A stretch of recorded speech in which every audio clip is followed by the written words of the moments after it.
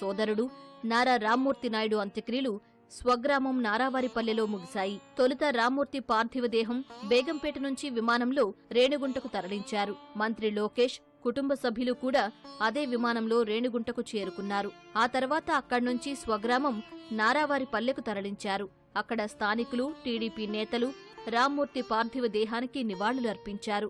తర్వాత నారావారిపల్లెకు చేరుకున్న సీఎం చంద్రబాబు, సతీమణి భువనేశ్వరి, కోడలు బ్రాహ్మణి, మనవడు దేవాంశ్, ఇతర కుటుంబ సభ్యులు రామ్మూర్తి పార్థివ దేహానికి అంజలి ఘటించారు.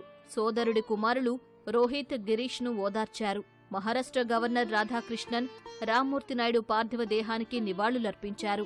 నటుడు రాజేంద్ర ప్రసాద్, మోహన్ బాబు, మంచు మనోజ్ దంపతులు, సినీ నిర్మాత ఎన్వి ప్రసాద్ తదితరులు అంజలి ఘటించారు.